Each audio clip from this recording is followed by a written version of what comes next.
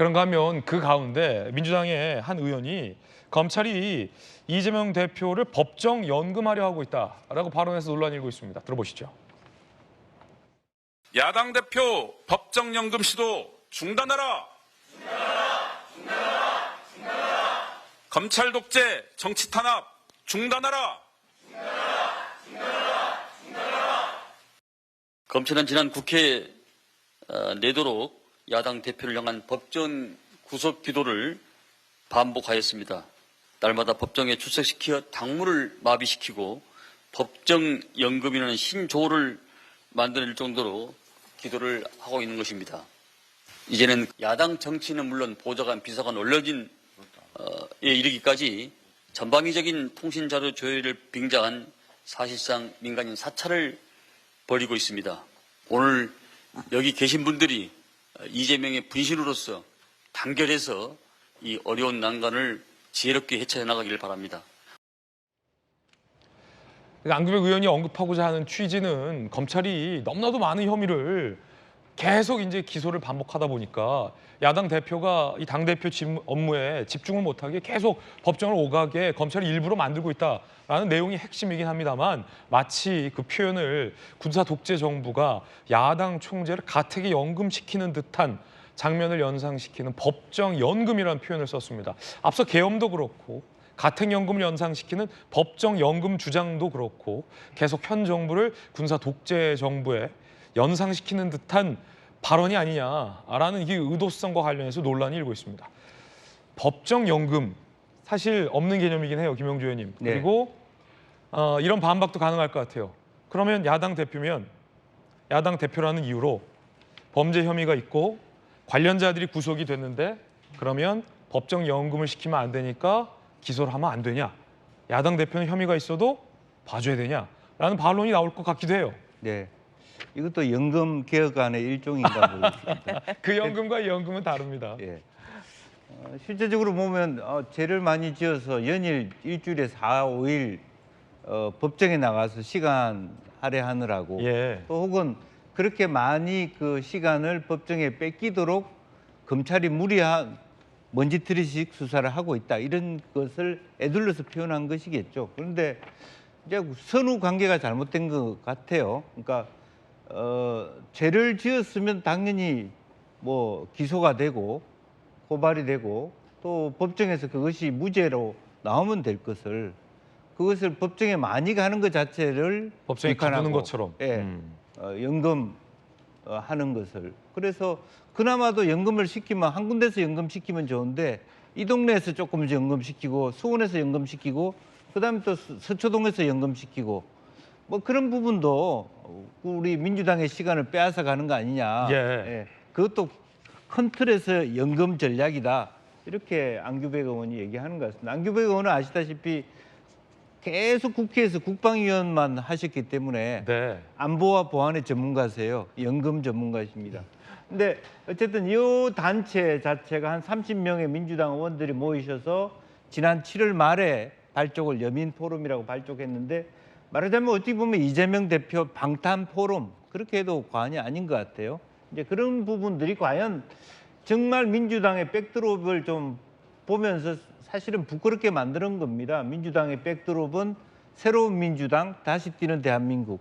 그다음에 먹산이즘 이렇게 얘기해 놓고 실제로 당에서 얘기하는 모든 메시지는 계엄, 연금, 공포정치, 네. 보복정치 이런 것으로 가고 있습니다. 이렇게 되면은 나라가 정말 민생은 누가 책임지냐, 소는 누가 키우느냐 이런 얘기를 할 수밖에 없는 거 아니냐. 그나마도 어떻게 보면 민주당은 현 정부의 어떤 의료 대란이나 대통령의 여러 가지 판단 미스나 이런 것들을 정확하게 받아 안음으로써 민생에 몰입함으로써 당 지지율을 제고하고 신뢰를 올릴 수 있는 기회인데 그것 스스로를 네. 안에 연금 이런 얘기하면서 다 깨먹고 있는 거 아닌가 그런 아쉬움이 있습니다.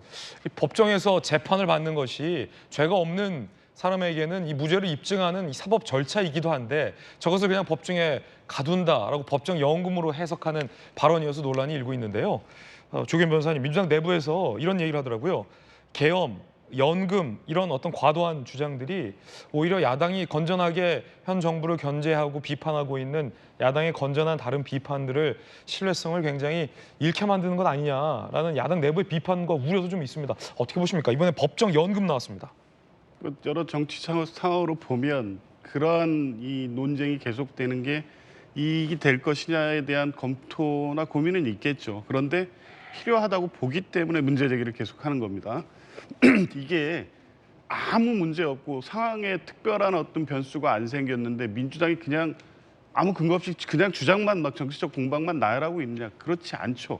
이런 문제에 시발이 된 것은 대통령의 8.15 경축사 그 이전부터 임기 내내 계속됐던 반국가 단체 언급 그것도 그 개념에 뭐 근거도 없으세요. 도대체 반국가 세력이 어디까지인지 누구를 지칭하는 것인지에 대해서 제대로 언급이 없거든요. 물론 연설문 내용 중에는 뭐 인권 세력을 참칭하거나 뭐 이런 취지로 말씀을 하시는데 그게 누군지 모르는 어떤 특정 세력을 적대시하고 그를 싸워 이겨야 된다는 취지의 발언을 지금 2년 내내 계속 해 오셨고 그리고 최근에도 역시 진영과 세력을 나누는 분열적인 발언을 8.15 경축사에서 하십니다. 이런 부분이 다른 어떤과 연관돼 있는 내용들이 아니냐라는 비판을 할 수밖에 없는 상황이고 법정 연금 같은 경우에도 결과적으로 이제 계속 묶여 있으니까 그걸 그런 식으로 표현을 한 건데 이제 따지고 보면 지금 4개의 재판이 진행되고 있지 않습니까? 선거법, 증거인멸교사, 대장동 등등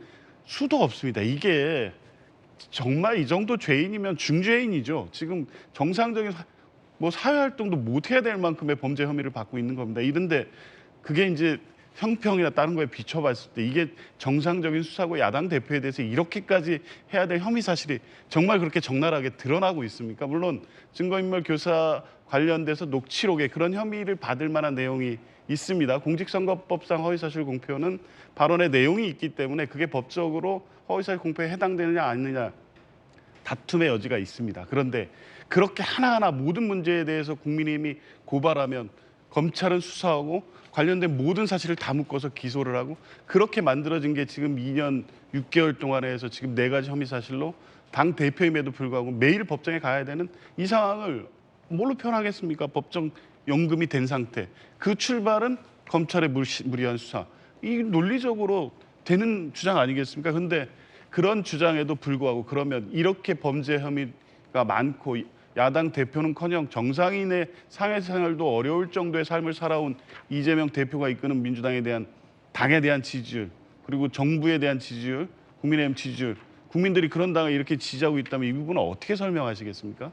이런 괴담이니 정치 공세니 공방이니 아무리 얘기를 해도 적어도 그런 내용 중에 국민을 설득할 수 있는 내용 그리고 현 정부의 어떤 문제점 이런 거에 대한 국민적 공감대가 있기 때문에 그런 얘기를 하는 것이고 이건 정치적 이 이해관계를 넘어서 야당으로서 할 수 있는 문제 제기의 과정이고 뭐 그런 내용들을 가지고 비판하는 거지 아무 근거 없는 정치 공세다 괴담이다 또 이 범법자가 자기 변명을 하는 거다 뭐 이렇게 비판할 문제는 아니라고 봅니다. 이제 10월에 이제 이재명 대표 관련된 뭐 한두 가지 혐의에 대한 1심 재판 결과가 나올 텐데 그 재판 결과에 따라서 이것이 검찰의 무리한 법정 연금 시도인지 아니면 적절했던 이 인과응보의 사법 기소인지가 어느 정도 판가름 날 거라고 보는데 정익주 변호사님. 네네.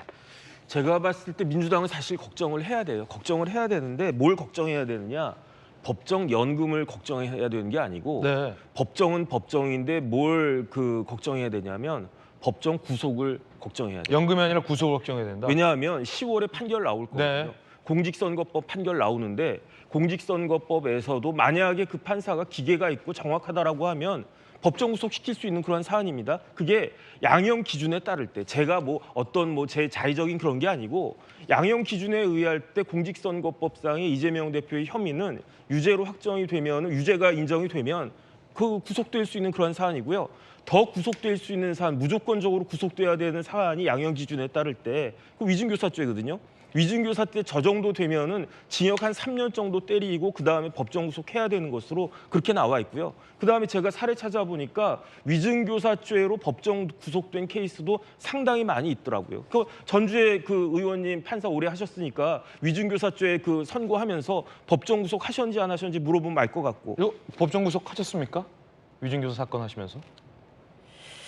위중부사 사건이 이렇게 특별히 기억나지는 않는데, 네. 근데 이제 이 사건 같은 경우는 법정 구속된 사례도 있습니까? 굉장히 판례가? 그 죄질이 사실 중하죠. 예. 또 부인하고 있기 때문에 그래서 충분히 뭐 유죄가 선고가 된다고 하면 양형에 있어서 구속까지 실형까지 선고될 수 있는 그런 사안이라고 생각합니다. 예. 그다음에 더 중요한 거는요. 더 걱정해야 될 건 뭐냐면은 그 연금 걱정해야 될 게 아니고 돈 걱정해야 돼요. 왜냐하면 민주당은 이제 물어내야 됩니다. 얼마 물어내야 됩니까? 434억 7천만 원 물어내야 돼요. 만약에 이제 대법까지 유죄가 확정된다면이라는 전제가 있어야죠. 그런데 예. 제가 봤을 때 이게 무죄가 나올 가능성은 거의 없고요. 100만 원 이하 나올 가능성도 거의 없다라고 생각이 되니까 제 입장에서는. 정영진 변호사님 개인적 보시기에. 그다음에 개인적 의견이 아니고 이거는 그 양형 기준에 따를 때 이거는 최소한 1,000만 원 이상 법정 구속도 가능한 사안이라니까요. 제 이야기가 아닙니다. 대법원 양형 기준 이야기고요.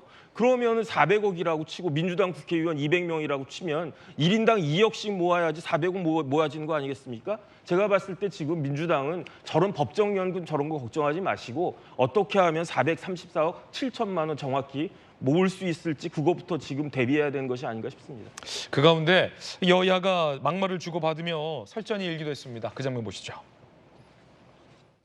이재명 대표의 평화혁명론. 이 책을 읽으면서 저는 지금으로부터 100년 전인 1917년 레닌의 볼세비키 혁명이 연상되었습니다. 당시 레닌이 주장한 군주제혁명, 토지혁명, 빵혁명, 평화혁명은 이재명 대표의 정치혁명, 경제혁명, 복지혁명, 평화혁명과 유사한 궤를 하고 있습니다. 그렇다면 현재 대한민국에 이렇게 이런 사상을 가진 분들이 다수당의 대표로 국회를 장악하고 있는데 동료 의원한테 또라이라고 말하는 그렇게 상스러운 분들하고 같이 이 자리에 있다는 것이 안타깝습니다. 어떻게 동료 의원한테 쌍스럽다 말을 합니까? 손가락질하지 마세요. 왜 손가락질하는 거야?